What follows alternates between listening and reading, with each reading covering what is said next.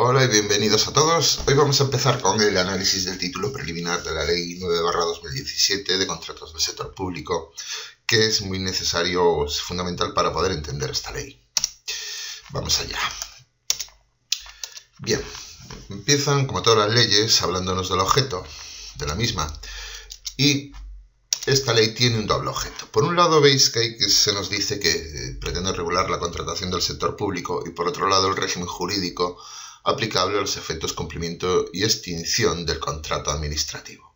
Bien, para entender esto vamos a esta siguiente y vemos que en un expediente de contratación vemos que hay 4 fases. Así como un procedimiento ordinario, un procedimiento común, se iniciaban, se instruían y se resolvían, aquí pues tenemos 4 fases que son preparación, adjudicación, efectos y extinción.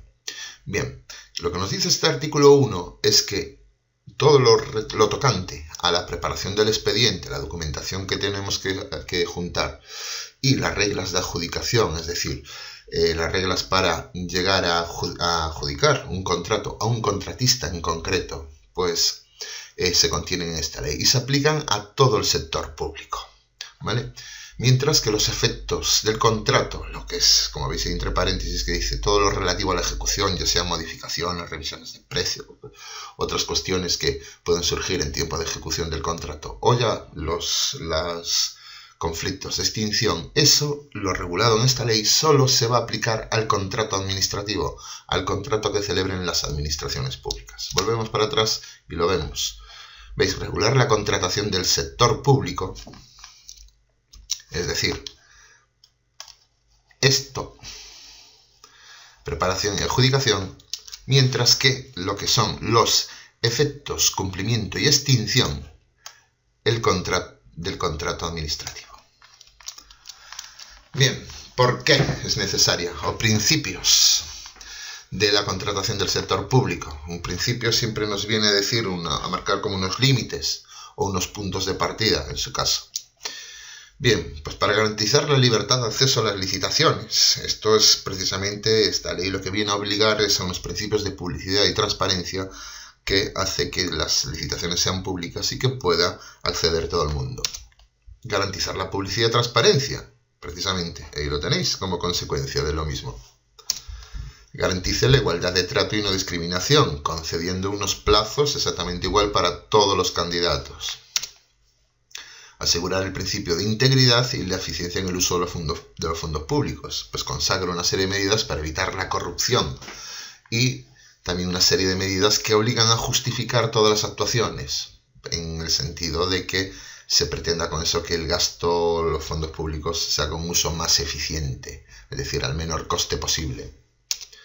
Y salvaguarda de la libre competencia y la selección de la oferta más ventajosa, ¿no? Es decir, una serie de medidas para que los poderes adjudicadores velen porque los candidatos realmente compitan o que no, digamos, existan figuras de dominio de mercado.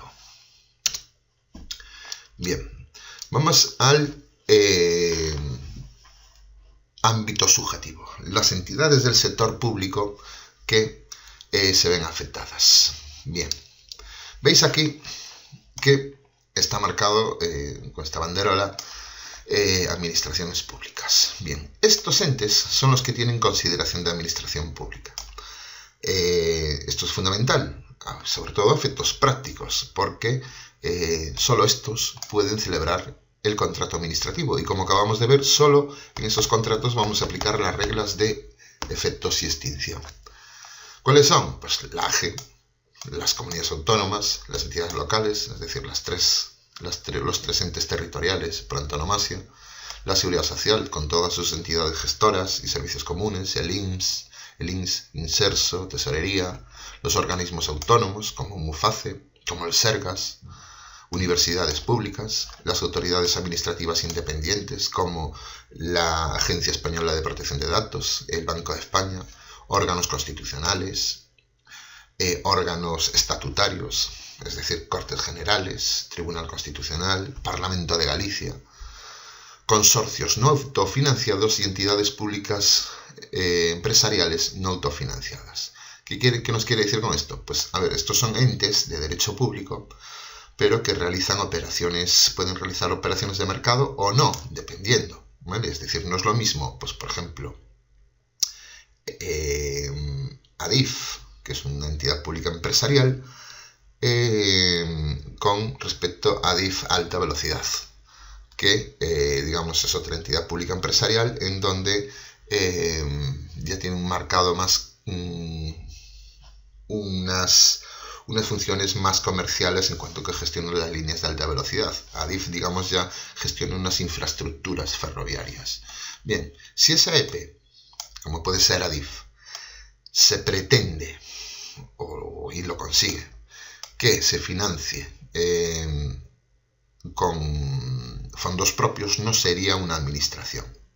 Es decir, si ADIF alta velocidad pues consiguiera ser rentable, pues entonces no sería una administración. Pero como en el caso de ADIF a secas necesita, o ADIF alta velocidad necesitan fondos del Estado para hacer sus funciones, en su mayoría además, pues serían administraciones. Lo mismo ocurre con los consorcios, en donde los hay autofinanciados, como es el consorcio de la zona franca de Vigo, en donde, pues sí, ese se autofinancia de las operaciones del puerto, y existen consorcios donde no se autofinancian, sino que necesitan de las transferencias de la comunidad autónoma, como es el consorcio de los servicios sociales, como son esto de las galescolas, o como se llamaban antiguamente las galescolas, ¿no? Bien, solo esos son administraciones públicas.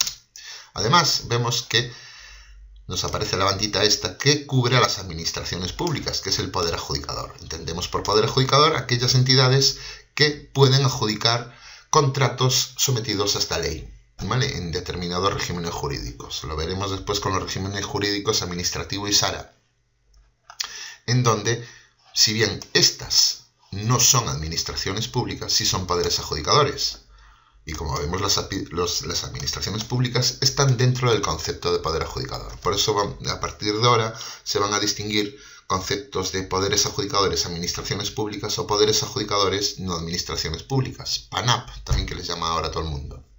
¿En dónde son estos? Las fundaciones, las mutuas de accidentes de trabajo, consorcios y EPEs financiadas, es decir, con operaciones de mercado. Son creadores de mercado y entonces viven de lo que venden.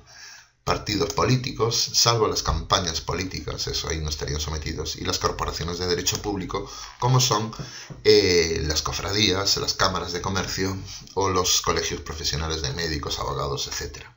Por último ya, el resto del sector público engloba a todos los demás, y ya solo se engloban aquí, solo se incardina aquí las sociedades mercantiles, Traxa, por ejemplo, o los fondos sin personalidad jurídica, el FONPRODE, el Fondo para la Promoción del Desarrollo, ¿no?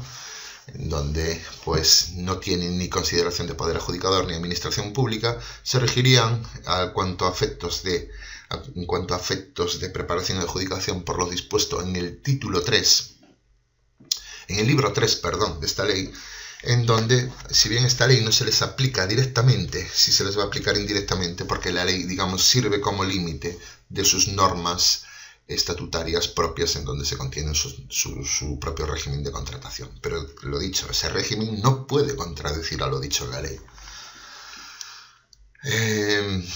Por último, deciros que es fundamental, es clave tener perfectamente delimitados quién es quién, porque de no hacerlo, esto te va a hacer incurrir, sobre todo en supuesto práctico, en errores pero gravísimos, porque desde el mismo nacimiento del supuesto, a la hora de incardinar mal un contrato, a la hora de incardinar mal una entidad que lo celebre, pues vas a incardinar mal el contrato, su régimen jurídico, todo.